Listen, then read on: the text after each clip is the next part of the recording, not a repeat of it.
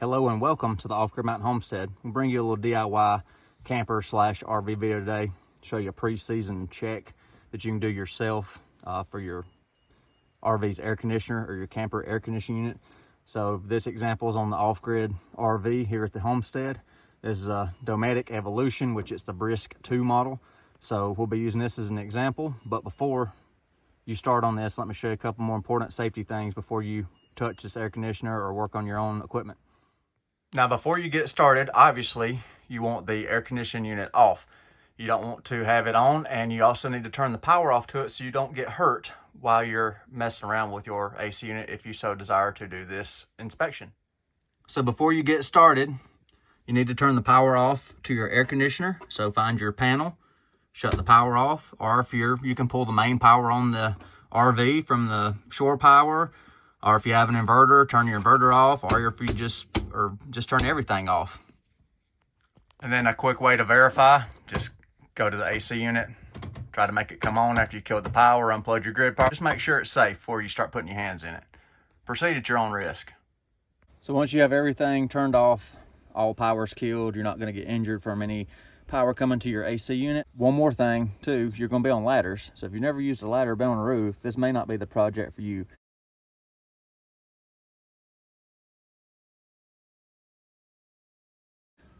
Well, if you go around the cover that I showed you a second ago, you'll see assortment of screws. You may have 4, 6, maybe even 8 screws holding your cover down. So pick the right driver. This one's actually a square or Phillips combo. So take all your screws out of your cover, remove them and set them off to the side so they do not poke your roof, because you do not want that going into your RV roof membrane. So put them in a safe place while you're working on this unit.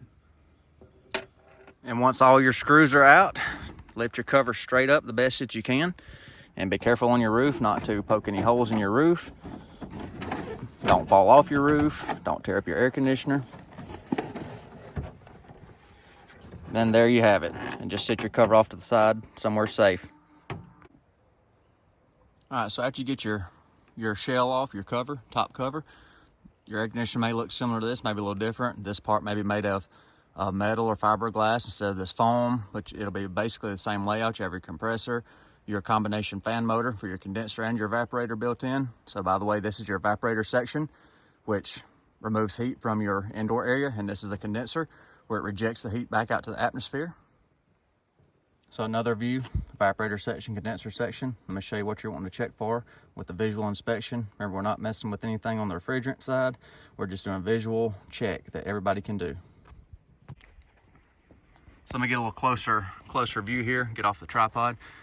So if you get a shaking in your air conditioner, that's why I'm showing you all this. A lot of people they start their AC up on their RV and it's shaking the roof. Well, a lot of times bugs, like mud daubers, dirt daubers, or wasps and stuff will build nests on these fan blades, your condenser fan blades right here. So you can check your blades, make sure there's no nest or anything like that. Make sure there's no bugs. Make sure there's no obstructions on the coil down in there. No trash, no filth, no leaves, no mouse nest, squirrel nest. So just make sure everything looks decent, everything spins freely. Don't hear any weird noises, nothing like that. Make sure none of your lines on your compressor or anything like that's rubbing. So you don't want any refrigerant leaks. So just do a visual check, make sure there's no oily spots. If you see oily spots around any of these lines and your air conditioner's not performing properly, that probably means you have a leak. So you'll need a HVAC technician to put some ports on here and check the pressures, check for leaks, things like that. Like I said, this is just DIY stuff. We're doing visual checks only. So the condenser looks good. The condenser fan looks good, nice clean condenser. Don't hear any weird noises. Everything spins freely. I have to get some of the pine needles and stuff out of here. Just stuff blows in over the winter. So now we'll check the evaporator section.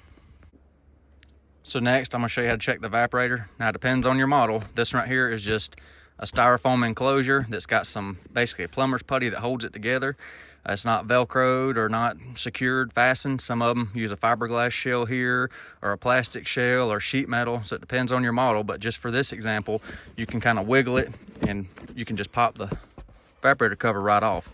You can inspect your evaporator blower, make sure there's no obstructions on the air inlet side. Check for oily spots. So here's your evaporator blower. Depends how many hours of runtime, how good a filtration you got, things like that. If there's any dust or dirt buildup in here, which this one is very clean. No buildup inside the blades of the blower wheel. A couple little stink bugs, brown marmorated stink bugs laying in there, but they like to find little cubby holes wherever they can. The evaporator, the air is going this way. This is where the air from your camper, the warm air near the ceiling, gets pulled up, goes to the evaporator, and then comes to this side and blows back down as it's conditioned. So you can check your evaporator in the front right here, because air's going this direction. Make sure there's no dust build up, no bugs, nothing like that. So I need to bring the shop back. I got a couple of little stink bugs hanging out right here that found them a little home for the winter, but that's par for the course. Make sure your foam and everything's real good. Don't see any splits in your foam. Make sure all your connecting bolts and everything's tight, and you look down in your return air space right there. Do have a little bit of the roof membrane right here that the glue has come undone, because they just cut these holes and they fold the roof material down. So I'll probably get a little bit of sealant and pull that back down so it doesn't restrict the airflow. So you can see, that's a good example. Glad I filmed this. That'd be an airflow restriction, pulling air up in here. The air would hit this, make a cavitation spot going in the evaporator. So I gotta seal that down. And then same thing right here, seal that down. So that's kind of thing that happens. It glued down, increased my airflow and efficiency, because it's very important being all solar. See, here's one of the perfect example right here too. Here's a nest from a dirt dauber. They didn't build in the fan shroud or fan housing, but those are the little nests that get on your blower wheels. They'll come in the late fall or early spring, and they'll build their little nest in places like that, and it'll make all this get out of balance and shake. So this one looks pretty good. There's routine maintenance on this. It'll be fixed up and get better efficiency. So just a good little overall visual inspection. So I was gonna glue this. I was like, well, I ain't got time for that to glue down. I need to run it here in a minute. So I looked down here closer, and actually see if I can get you that. There's staples right there is how the manufacturer secured the roof membrane down where they cut it. And of course they didn't cut the slack off. You could cut that slack off, but I'm just gonna throw a couple extra staples down in there, and good enough for the OEM, and I guess that's good enough for me.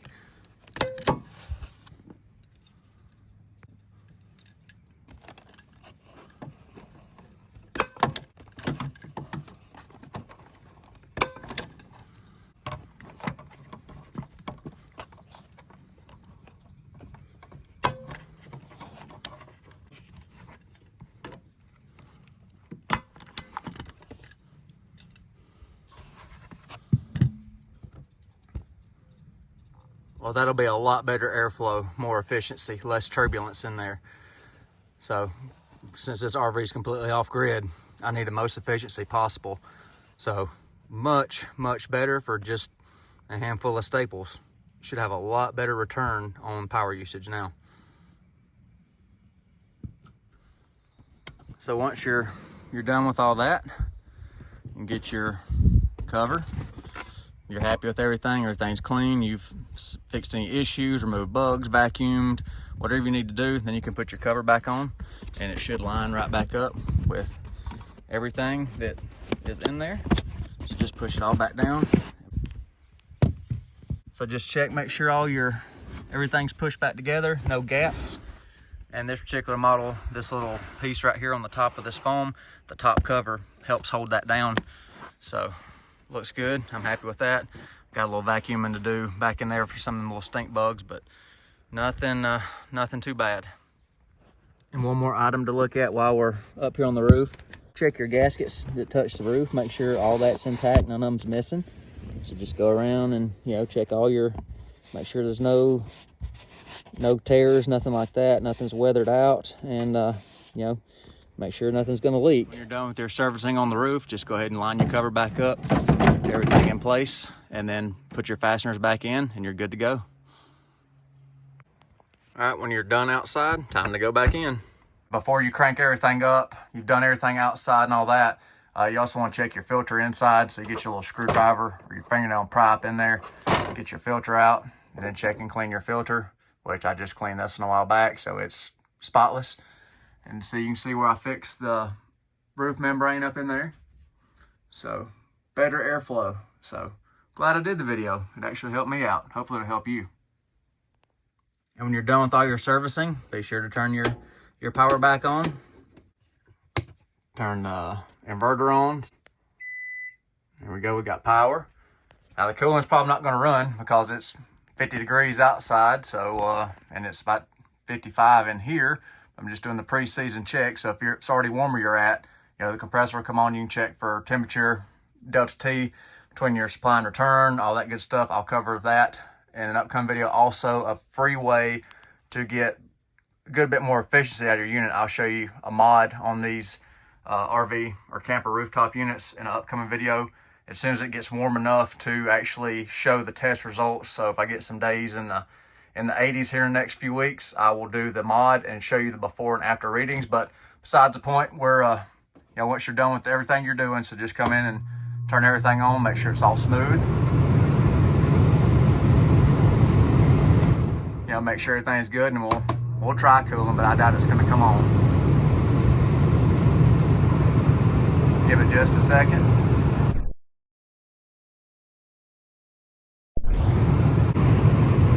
I waited a couple of minutes just to make sure for the time delay, but no, we're not going to be able to run cooling today for this video. So I hope that helps somebody. Do a little bit of your own DIY HVAC maintenance on your RV or your camper. So like I said, it was good that I did this video because I found a deficiency on this unit right here. So sorry we couldn't get the compressor to run today. Couldn't get it to fire off. It's a little too cold. You'll have that, but like I said, when it warms up, we'll test it out. And I'll show you before and after for that little mod I was telling you about earlier in the video. So I appreciate y'all watching the Off-Grid Mountain Homestead today. Hope this helped somebody. Hope you enjoyed it. Hope I earned a like from you. If you're not subscribed, greatly appreciate a subscription. And until next time, I'll be out here where the grid don't go. Y'all have a good day.